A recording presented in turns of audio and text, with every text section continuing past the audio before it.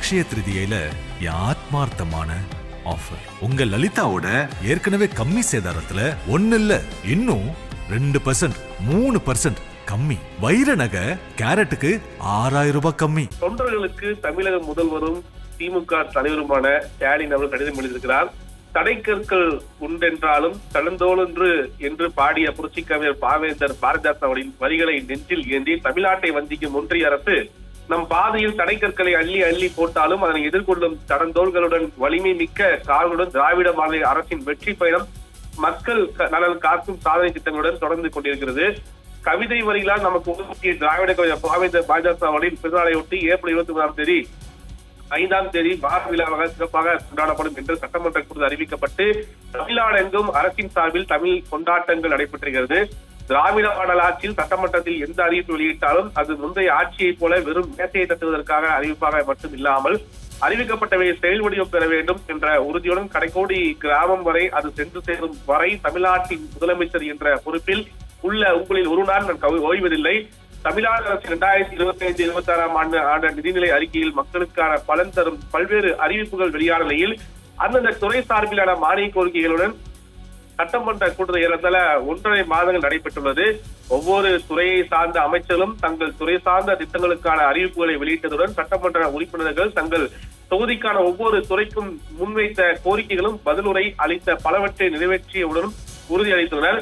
ஒவ்வொரு முறையும் நிதிநிலை அறிக்கை மற்றும் மானிய கோரிக்கை தொடர்பான சட்டமன்ற கூட்டத்தொடரில் நடைபெறும் இந்த வழக்கமான நடவடிக்கைகள் மட்டுமின்றி இந்த கூட்டத்தொடரில் வரலாற்று சிறப்புமிக்க பல நிகழ்வுகள் நிறைவேற்றும் பதிவாகியும் உள்ளன. மக்கள் பிரதிகளான சட்டமன்ற உறுப்பினர்கள் பெரும்பாலான ஆதரவுடன் நிறைவேற்றப்பட்ட சட்ட முன்வடிவுக்கு ஒப்புதல் அளிக்காத ஆளுநர் செயலுக்கு எதிராக தமிழ்நாடு அரசு தொடர்ந்த வழக்கில் ஆளுநரின் நடவடிக்கைகள் சட்டவிரோதமானவை என்ற உச்சநீதிமன்றம் தீர்ப்பளித்ததுடன் இந்திய முழுவதும் உள்ள மாநிலங்கள் அனைத்தையும் ஆளுநர்கள் எதேச்சதிகார பிடியிலிருந்து மீட்டெடுக்க கூடிய பல முக்கிய அம்சங்களையும் தீர்ப்புரையில் தெரிவித்திருந்தது. திராவிட முன்னேற்ற கழகம் தொடர்ந்து முன்னெடுத்து வரும் மாநில உரிமைகளுக்கான போராட்டத்தில் 1924 ஆண்டு நம் உயிர்நீக தலைவர் கலைஞர் அவர்கள் சட்டமன்றம் நிறைவேற்றிய பல சுயாட்சி தீர்மானங்கள் 51 ஆண்டில் உச்சநீதிமன்றத்தில் மகத்தான தீர்ப்பு கிடைத்ததுடன் ஏப்ரல் 15 ஒன்றிய மாநில அரசின் உறவு குறித்து அரசியலமைப்பு சட்டத்தில் மேற்கொள்ள வேண்டிய திருத்தங்கள் குறித்தும் ஆராய்வதற்காக ஓய்வு பெற்ற நீதிபதி குரியன் ஜோசப் அவர்கள் தலைமையில் ஓய்வு பெற்ற IAS அதிகாரி அசோக் வர்தன் ஷெட்டி, மாநில திட்டக்குழு முன்னாள் துணைத் தலைவர் நாகநாதன் ஆகியோரை கொண்ட குழு அமைக்கப்படும் என்ற அறிவிப்பை உங்களில் ஒரு நாள் நான் சட்டமன்ற வெளியிட்டேன்.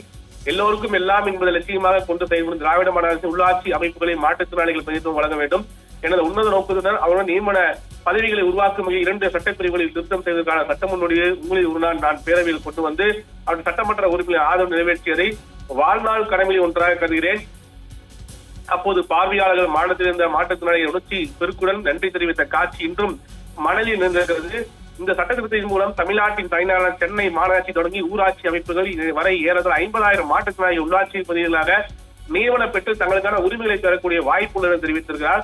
மேலும் இந்த சட்டமன்ற கூட்டத்தில் என்பது மிக முக்கிய ஒன்றாக பார்க்கப்படுகிறது. மேலும் தேசபக்தி என்பது நமக்கு தேர்தல் அரசியல் முழக்கமுள்ள மாநில உரிமைகளுக்கான கூட்டுறவு கூட்டாட்சி மிக்க இந்தியா என்பதே உண்மையான தேசபக்தியாகும். அரசியல் சட்ட மாண்பினை காக்கும் செயல்பாடு இந்தியா பாதுகாவலாகவும் தமிழ்நாட்டிற்கு மதவாத அரசியலை தலையெடுக்காமல் தடுக்கும் அரணாகவும் உங்களில் ஒருவனாக முத்துவேல் கருணாநிதி ஸ்டாலினும் நான் இறுதி வரை உறுதியேற்பேன் தெரிவித்திருக்கிறார். நம்முடைய இந்த உறுதியை சிறு சிறு தடுப்புகளால் குறைத்துவிட முடியுமா என்ற சட்டமன்றத்தை எதிர்க்கட்சியினர் முயற்சி செய்து பார்த்தனால் சட்டம் ஒழுங்கு தொடர்பாக அங்கொன்று நின்றட்டுமா நிகழ்வுகள், தனிமனித விரோதங்களால் ஏற்பட்ட பழிகள் இவற்றை முதன்மையாக எதிர்கட்சி கூட்டணியை பூதாகரமாக பிரச்சனை போல காட்ட முனைப்பு காட்டியது பார்க்க முடியுது. இந்த போதிலும் குற்றச்சாட்டுகள் ஆக்கப்பூர்வமான பதிவுகள் பேரவை தெளிவாக தெரிவிக்கப்பட்டிருக்கிறது. இருந்த போதிலும் இந்த கூட்டுறவு என்பது நிறைவடைந்த நாளில் எதிர்கட்சி தலைவர் அவைக்கு வராததால் எதிர்கட்சி துணைத் தலைவர் உள்ளிட்ட உறுப்பினர்களும் தோழமை கட்சியுடன் கைகுலுக்கி நன்றி தெரிவித்து விடை பெற்றேன். அந்த நாள் என்பது மறக்க முடியாத ஒன்றாக இருக்கிறது. ஆம், நாகரிகமாக தான் நடந்து கொள்கிறேன். நம்மில் யாரும் நாகரிகத்தில் எல்லையை கடந்தால் நடவடிக்கை எடுக்கும் தயங்கு இது நம் மீது நம்பிக்கை வைத்துள்ள மக்களின் நாம் வெளிப்படுத்தும் பொறுப்புணர்வு. ஜனநாயக நாட்டில் மக்களே எஜமானர்கள், நாம் அவர்களின் சேவகர்கள். நம் ஆட்சியில் மகத்தான திட்டங்கள் ஒவ்வொரு குடும்பத்திலும் பயன் தந்திருப்பதால் எதிர்கட்சியினர் பொறாமையுடன் விமர்சிப்பது போல நாம் நாட்டின் குடும்ப கட்சியாக திகழ்கிறோம். அதனால்தான் சட்டமன்ற கூட்டத்தில் நிறைவு பெற்ற நாளில் 7வது முறையாக திமுக ஆட்சி அமைக்கும் என்று திராவிட மாடல் அரசின் வெர்ஷன் 2.0 நோடி என்று உறுதியாக தெரிவித்தேன். இது போன்ற பல்வேறு நிகழ்வு தெரிவித்துள்ளாமல் திராவிட முன்னேற்ற கழகம் எதிர்கொள்ளாத நெருக்கடிகள் இல்லை, சந்திக்காத சவால்கள் கிடையாது. சாதிக்காத திட்டங்கள் கிடையாது. இதை உடன்பிறப்புகளால் நீங்கள் இத்தனை காலம் உணர்ந்திருப்பதால் போல இப்போது பொதுமக்கள் புரிந்து கொண்டிருக்கிறார்கள். திமுக என்பது தமிழ்நாட்டின் நலனை மட்டுமின்றி இந்தியாவின் ஜனநாயகத்தை காட்டுகின்ற இயக்கம் என்பதை எதிரிகளின் மனசாட்சியை சொல்லும். தமிழ்நாடு போராடும், தமிழ்நாடு வெல்லும் என மக்களின் பேராதரவுடன் திமுகவை மீண்டும் ஆட்சி பொறுப்பில் அமரும் என ஒரு முழுநீள அறிக்கையை தமிழகம் முதல் வெளியிட்டிருப்பது மிக முக்கிய ஒன்றாக பார்க்கப்படுகிறது. அடிப்படையில் இந்த அறிக்கை என்பது 2026 தேர்தலுக்கான ஒரு மிக முக்கிய நீள அறிக்கையும், மேலும் சட்டமன்றத்தில் நடைபெற்ற மிக முக்கியமான கொண்டு வந்த தீர்மானங்கள் எதிர்கட்சியில் பொறாமைப்பட்டது உள்ளிட்டவை குறித்து மிக முழுநீள அறிக்கையாக தமிழகம் முதல் வெளியிட்டிருப்பது மிக முக்கிய செய்தியாக பார்க்கப்படுகிறது.